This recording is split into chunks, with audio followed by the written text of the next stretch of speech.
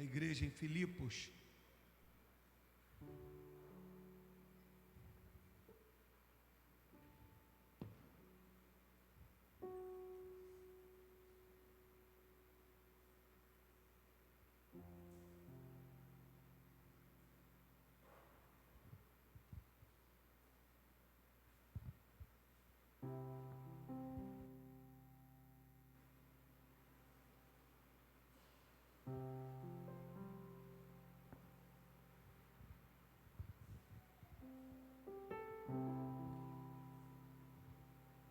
Aleluia, eu oro, Deus e Pai, Deus fala conosco, toma a minha vida em Tuas mãos, usa-nos conforme a Tua vontade, faça a Deus o que lhe aprouver, faça aquilo que tenha nascido no Teu coração, Senhor. Ó Pai, restaura-nos, oh aleluia, pois Tu és o Deus de maravilhas. Se conosco, é o que eu te peço em nome de Jesus. Você sabe que Paulo aos Filipenses, ou Paulo à igreja em Filipos, essa carta ela é escrita 10 anos depois. Quantos anos eu disse? Por esse motivo, a impressão que dá inicialmente para quem não recebeu uma carta de gratidão é de que aquele que está redigindo essa carta 10 anos depois não foi grato. Então, deixa eu te fazer entender. Se houvesse gratidão, a grosso modo, talvez essa carta teria sido escrita antes. Até poderia ter sido dessa forma que eu falei. Se não houvesse durante 10 anos os percalços do ministério que estava sobre a vida do apóstolo Paulo. Quando ele resolve escrever essa carta, lembrando, Paulo está preso em Roma. E por um outro lado, essa carta é tida como a carta da alegria. E aí isso também vai contradizer algumas coisas na minha mente. Como pode alguém que está preso, ainda que fosse encarcerado dentro da sua própria casa, escrevesse uma carta que tivesse por nome carta de alegria, ou carta para um amigo? Essa carta que o apóstolo Paulo vai escrever, ela vai marcar, o versículo de número 1, já diz assim: portanto, meus irmãos, amados e muito saudosos, minha alegria e coroa assim, amados, permanecei deste modo firmes no Senhor. Só por enquanto, só até aqui. O apóstolo Paulo se preocupa em demonstrar a sua alegria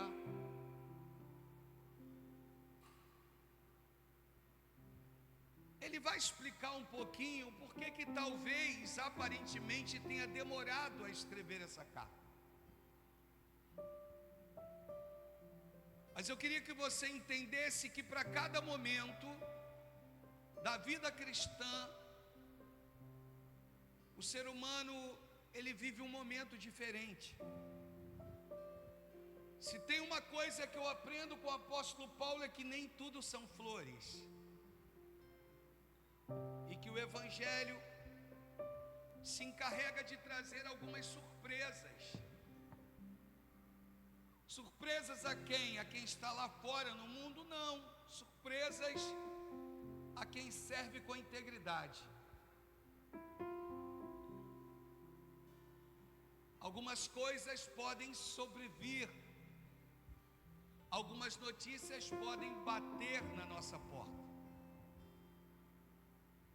É claro que quando eu entendo Paulo aos Gálatas dizendo: olha, aquilo que o homem plantar, certamente colherá. Só que com Paulo eu vou aprender também, quando ele se refere à igreja em Corinto, e ele vai dizer assim, que foi posto nele um espinho na carne. Foi-me posto. Não é alguém que andou descalço e não ouviu a mamãe e o papai dizendo assim: olha, não saia descalço, pois você vai se cortar. Mas é alguém que está devidamente vestido da forma correta, calçado da forma correta.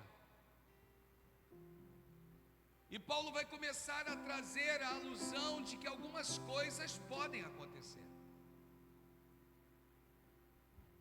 e que essas coisas não devem ser tidas como algo fora do comum. Foi-me posto um espinho na carne, mensageiro de Satanás, para me dar bofetadas. Aí ele vai dizer assim: por 3 vezes eu pedi ao Senhor que me livrasse, me tirasse, mas ele disse: a minha graça é tudo o que você precisa, ela te basta, Paulo.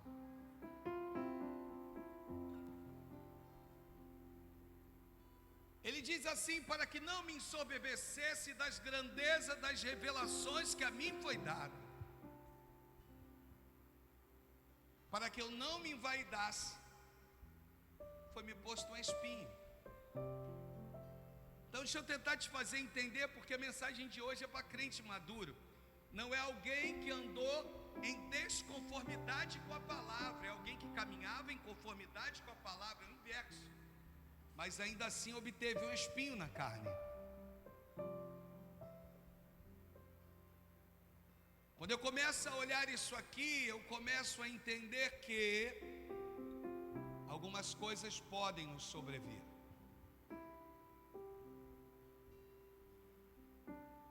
E Paulo também se preocupa em virar para a igreja em Filipe e dizer assim: olha, tudo que eu considerava lucro, de quem eu era, circuncidado ao 8º dia, um benjamita, hebreu, eu considero hoje refúgio, esterco. Quem eu era não me importa mais, o que importa é quem eu passei a ser nele. Isso aqui fala de construção, irmãos. Deixa eu repetir essa frase, isso aqui fala de construção, que vida de crente é construída em meio aos desafios.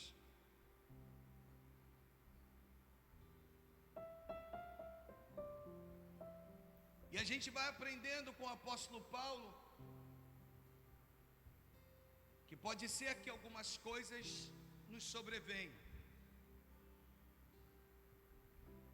No versículo de número 10, do capítulo de número 3, ou do capítulo de número 4, perdão, eu já começo a olhar para um cenário.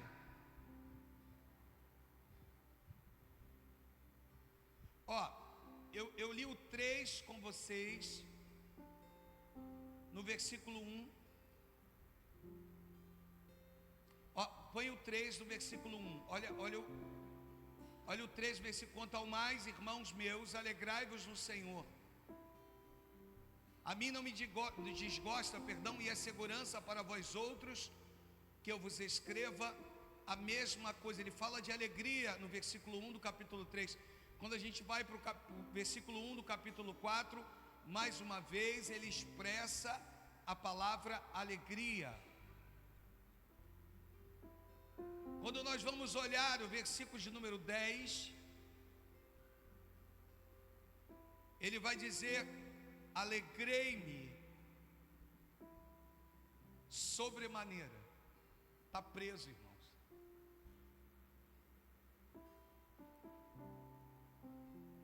No Senhor, uma vez mais, E aí ele vai virar para a igreja de Filipe e vai dizer assim: renovastes a meu favor o vosso cuidado. Sabe o que é isso? O apóstolo Paulo vai se comparar com uma planta fora da sua estação, sem flores, sem folhas e sem fruto. E vai chamar a igreja de Filipe como a igreja que vai trazer a primavera,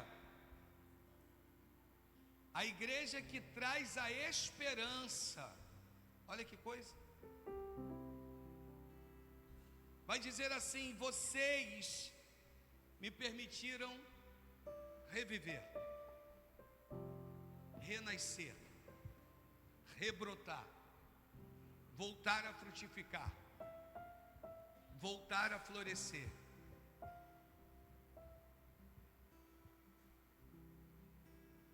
Esse texto, e quando eu falo de uma carta escrita 10 anos depois, eu estou te falando a respeito de que Deus não esqueceu de nada que você fez para o reino dele. Pode dar uma impressão que está demorado demais a resposta, mas não é sobre isso.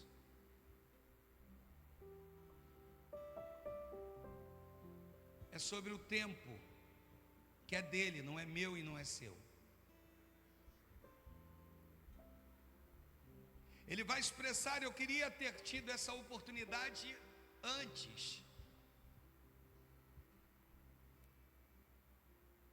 mas eu entendi que agora é o momento em que vocês mais precisam ler essa carta. Existem coisas na vida cristã que às vezes dá uma impressão que chegaram fora do tempo. Mas Deus, que se encarrega de todas as coisas, entende o tempo da tua necessidade.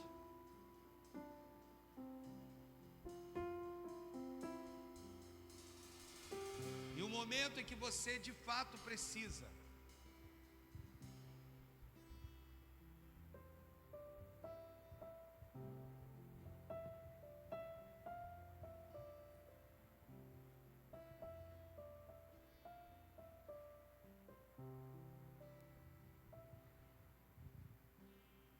Ele diz no 11 assim: digo isto não por causa da pobreza, porque aprendi a viver contente em toda e qualquer situação.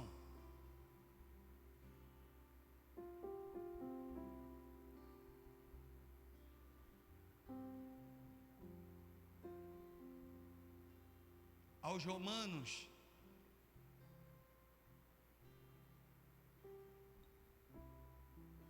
Paulo foi considerado intelectual.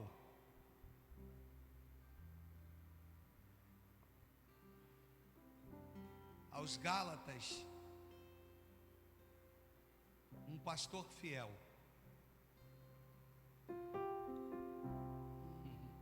Para a igreja em Corinto, enérgico.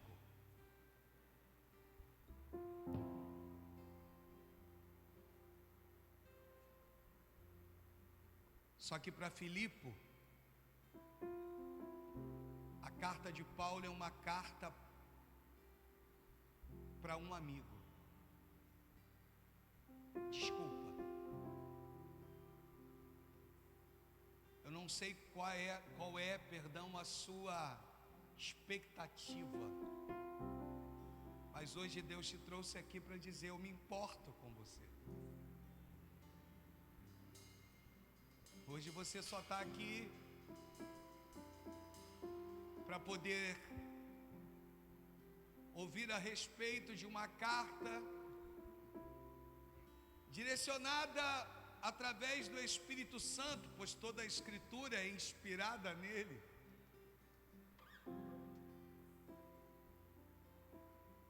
Aonde um amigo escreve para outros amigos.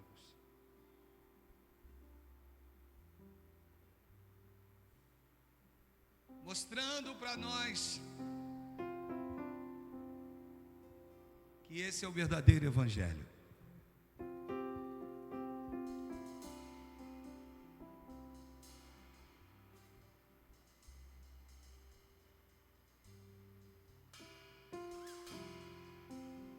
Que exorta quando tem que exortar,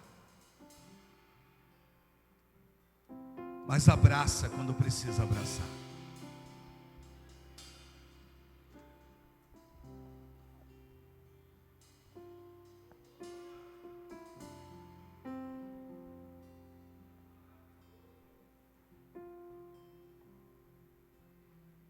No 12 ele vai dizer assim: tanto sei estar humilhado, como também ser honrado, e em todas as circunstâncias.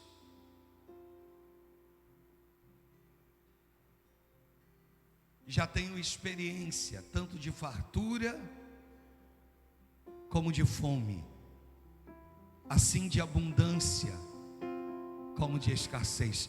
Eu não sei se você sabe, mas quando o texto se refere à palavra abundância, ele também vai se referir à mesma palavra no versículo de número 18.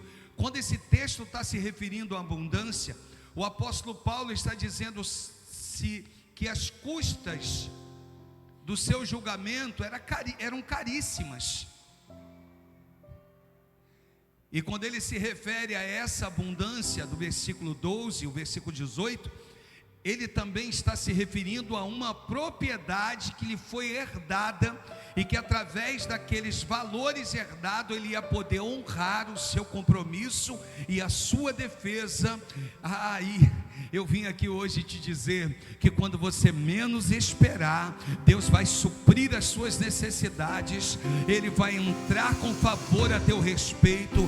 Eu não sei de onde virão os recursos, eu não sei de onde virão as benevolências, eu não sei de onde virão as misericórdias, mas de uma coisa eu sei, eu quero dizer para você: pode descansar o teu coração, pois Ele tem uma abundância para a tua vida, pois Ele tem um tempo de suprimento para a tua vida, pois Ele tem um tempo diferenciado e Ele quer que você viva. Você entendeu isso? Por favor, diga amém.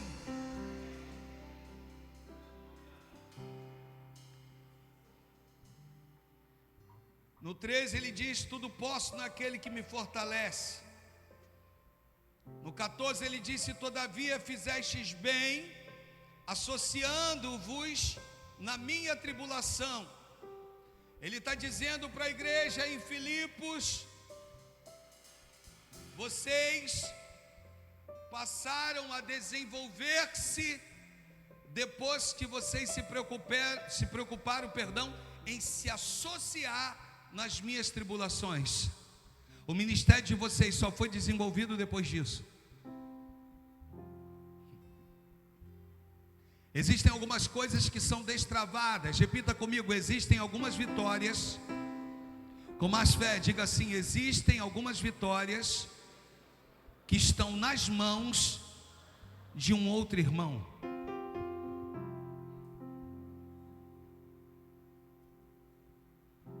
Existem destraves que eles estão nas mãos de uma outra pessoa.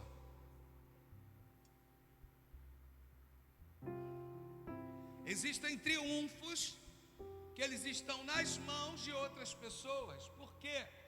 Quando você entende que algumas coisas precisam ser liberadas, quando você compreende que o teu coração, o meu, precisa ser um coração perdoador,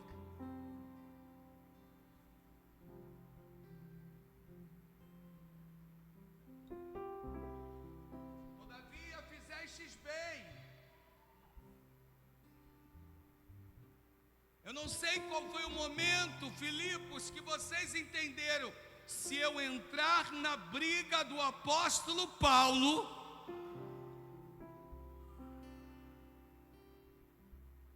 se eu me encaixar na visão que ele possui, se eu for resposta de oração para ele,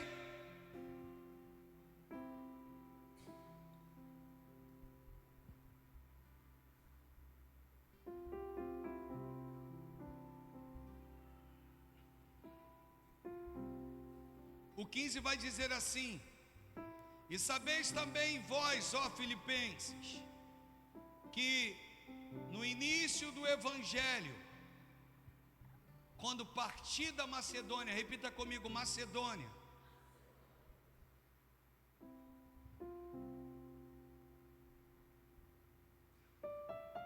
Você sabe que a vida do apóstolo Paulo é dividida em duas partes. Quais seriam, pastor?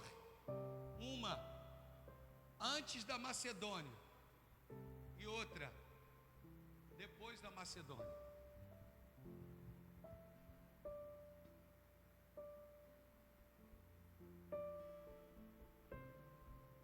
Por quê? Primeiro, quando você entende o contexto, ele está na sua segunda viagem missionária.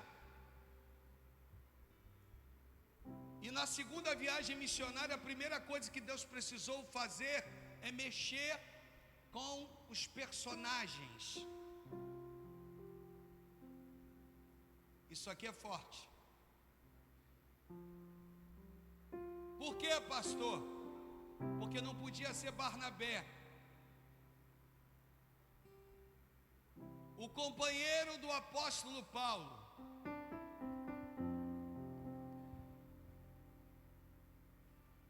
O céu havia escolhido um outro homem por nome de Silas.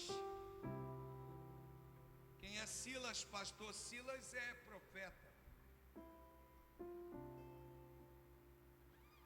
Deus está virando para você, para mim, para nós, e dizendo assim: antes da sua Macedônia, eu vou precisar mexer em personagens que fazem parte da tua história. Por quê? Porque você determinou algumas coisas na sua mente como verdade absoluta. E você disse consigo: eu só vou vencer se estiverem do meu lado. Só que o Senhor quer mostrar para você, para mim, para nós, de que em primeiro lugar, dos espias, só dois nomes ficam na memória. São os dois nomes que trouxeram um bom relatório, Josué e Caleb. Agora, dos 300 de Gideão, tenta me dizer um nome de um dos guerreiros de Gideão. Diz para mim. Porque não se trata de nome, e sim do poder.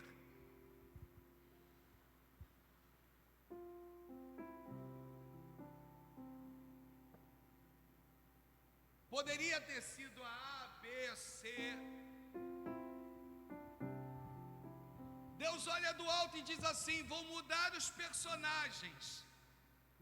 Isso não é fácil. É fácil? Claro que não. Porque lidar com mudança é sempre muito complicado. Não é bem digerido por nós. A aceitação das mudanças são complicadas demais aqui dentro. Só que o céu sabe que ele tinha uma Macedônia para o apóstolo Paulo.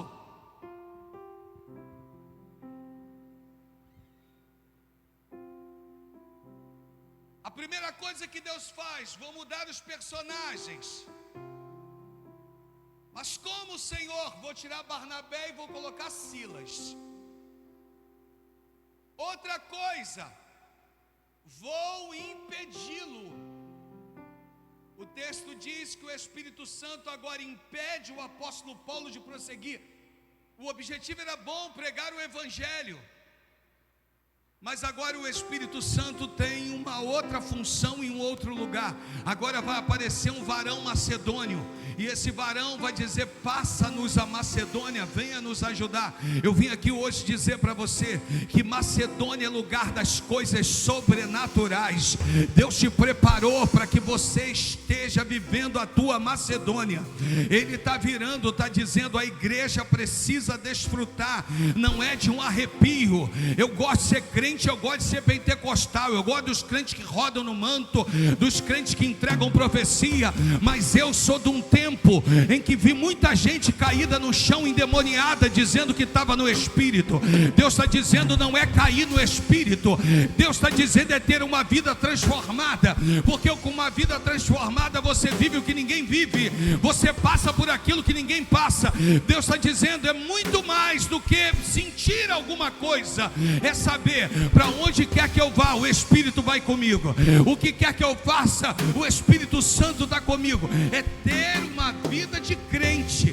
Ter uma vida de crente aonde, pastor? É dentro da igreja, é fora da igreja, é no meio dos meus. Sabe por quê, irmãos? Porque ser crente no meio de vocês é fácil. Vir aqui como bom moço e trazer uma palavra que venha massagear o ego de vocês, eu estudei para isso. Mas se não houver a presença do Espírito Santo, eu estou aqui de forma vã. E eu não vim aqui de forma vã, eu vim aqui para ser instrumento de Deus para a vida de vocês. Eu quero vidas transformadas em Cristo, vidas mudadas em Cristo. E para que isso aconteça, só acontece se o Espírito Santo vier e tomar o seu lugar.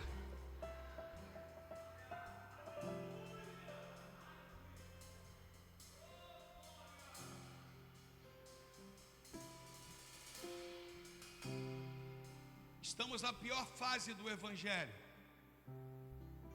onde as pessoas são pastoreadas por redes sociais, por vídeos no YouTube de pessoas que elas nunca conviveram, nunca sentaram para tomar um café, não sabem como são as vidas delas com Deus.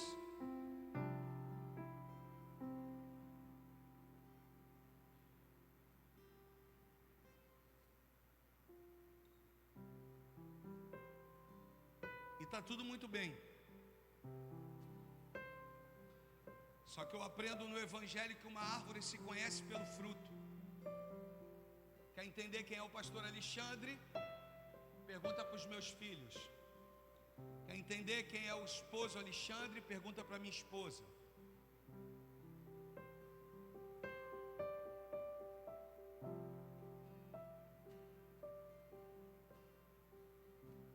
Pelo menos 3 coisas aqui vão acontecer quando Paulo atravessa a Macedônia.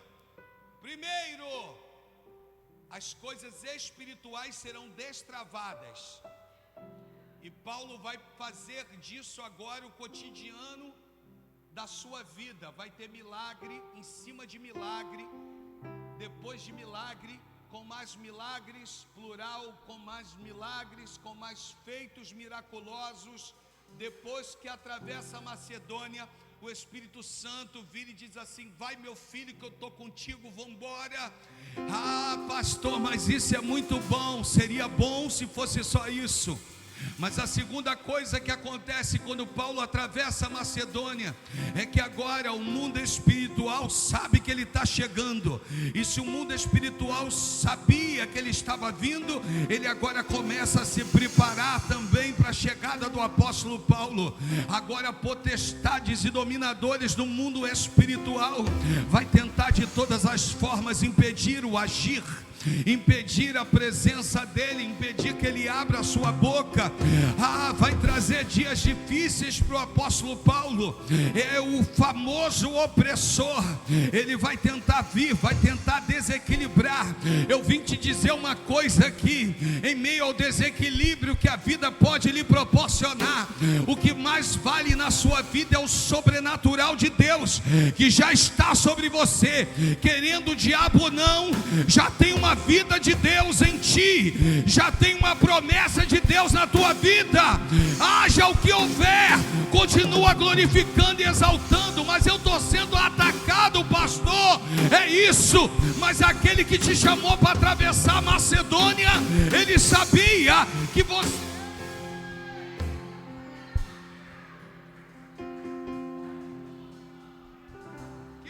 teria a capacidade de enfrentar. Você não vai ser sucumbido.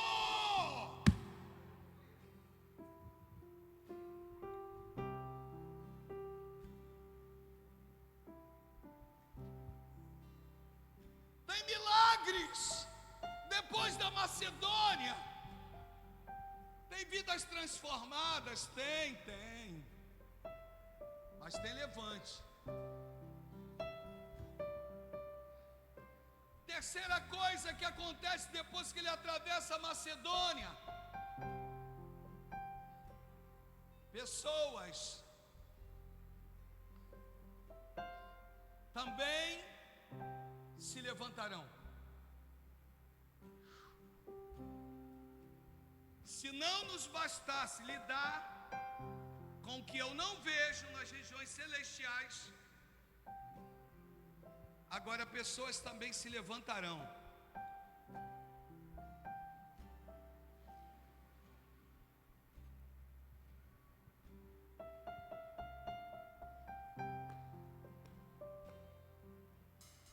Aí ele vira e diz assim, num momento muito difícil, que envolvia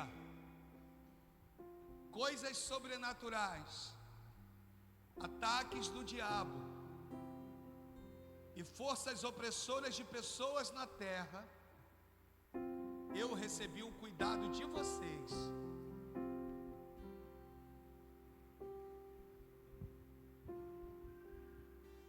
Nenhuma outra igreja entendeu. Pastor, para que vertente nós vamos caminhar nesse texto? Te explico.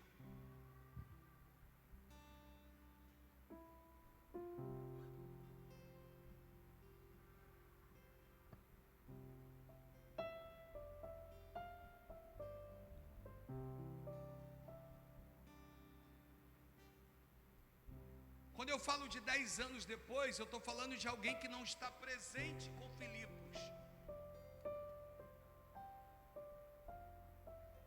Já entendi, pastor.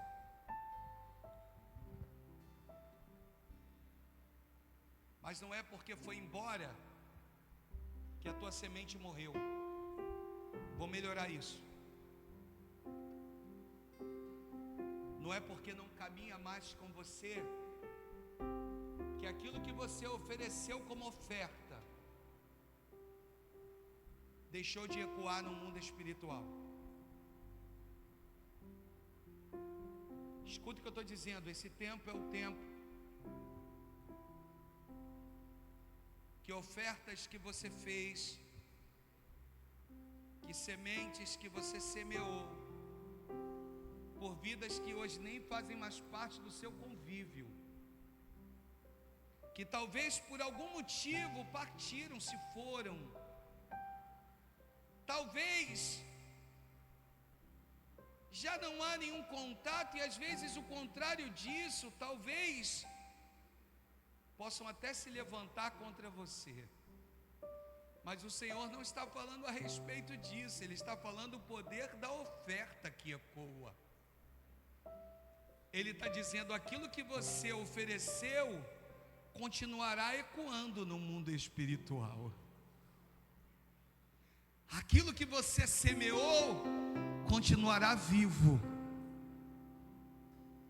Aquilo que você ofereceu continuará trazendo um bom perfume para o ambiente.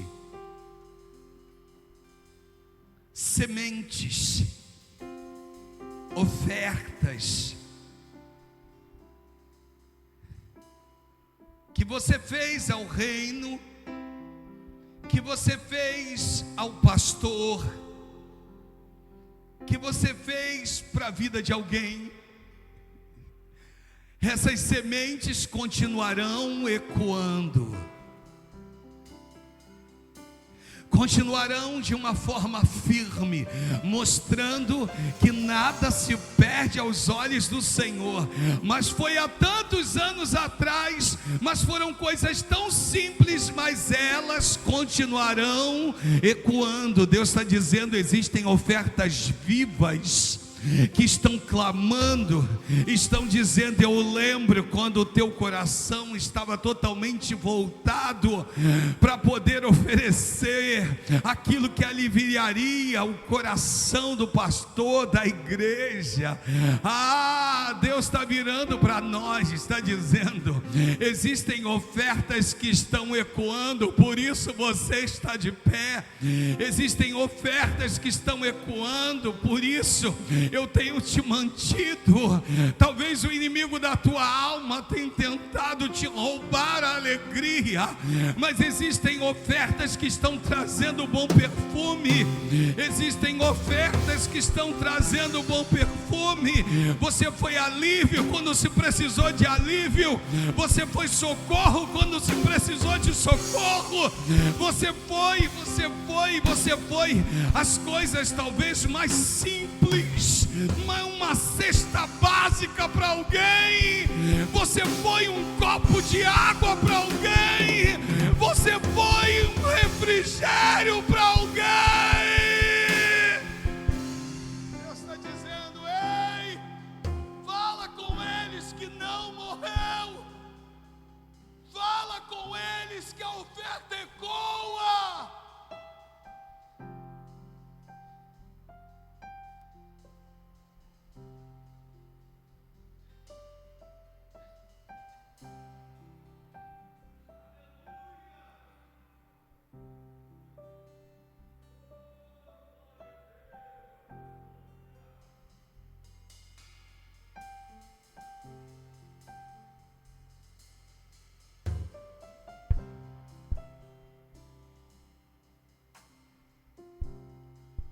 A Bíblia diz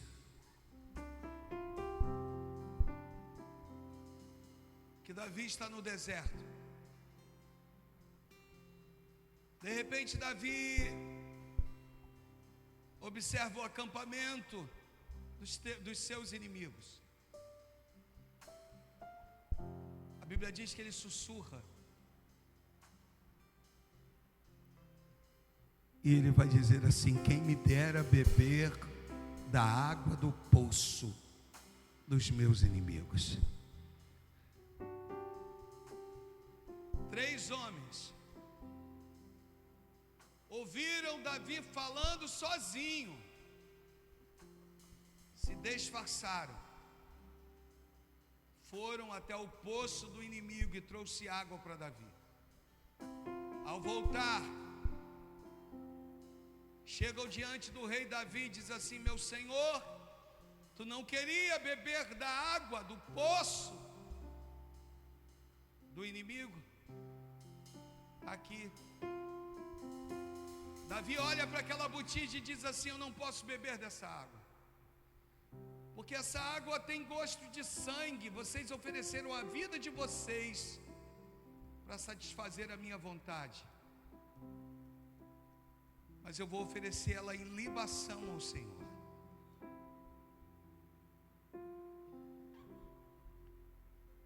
Paulo vai dizer assim: Nero não tem o poder de tirar a minha vida. Ninguém tem o poder de tirar a minha vida a não ser o Senhor. Pois a minha vida eu também vou oferecer em libação ao Senhor. Deus está virando para a igreja hoje.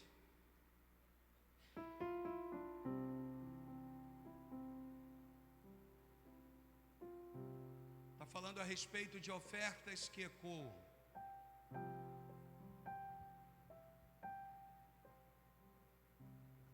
De ofertas que não morrem.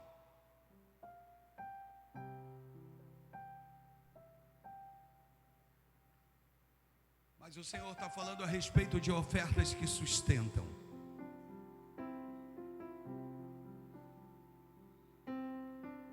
O amanhã pertence a Jesus, pertence ao Senhor. Então o que me cabe na falência dos meus pensamentos é falar o até agora. Até agora eu posso dizer que essa igreja só está de pé por conta da oferta que ecoa.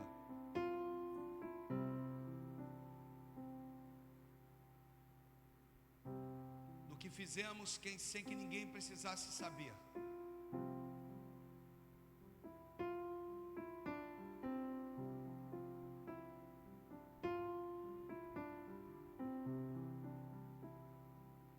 E um Deus que vira para nós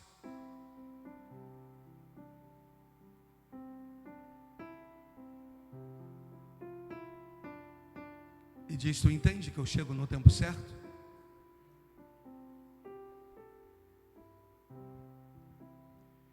Tem uma outra coisa também que vale a pena deixar ressaltado aqui. Eu não vou considerar essa mensagem de hoje uma pregação como de costume, nos meus moldes, naquilo que eu gosto, da forma que eu gosto de pregar, mas vou trazer, através dessa pregação, uma reflexão.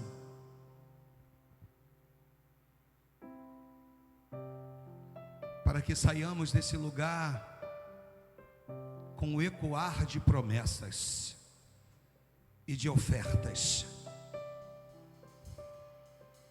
Hoje você vai sair daqui e o céu vai permitir que aquilo que tu fez em prol do reino, em prol da vida de alguém, em prol do ministério, que aquilo que você já ofereceu ecoe,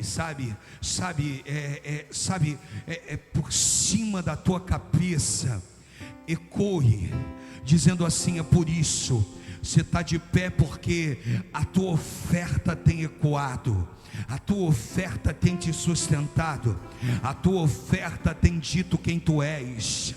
Quando tu podia ter tomado várias decisões, você decidiu tomar a decisão mais prudente. Qual foi?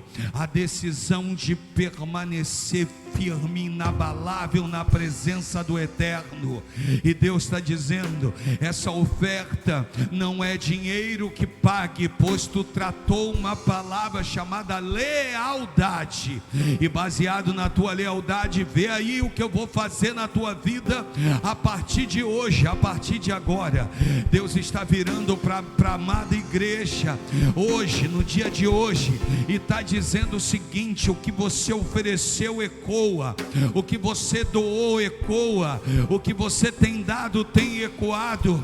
Então não pare de oferecer, não pare de doar, não pare de entender que você é alguém que vive não baseado nas tuas capacidades, mas você é alguém que vive baseado naquilo que o céu determinou a teu respeito.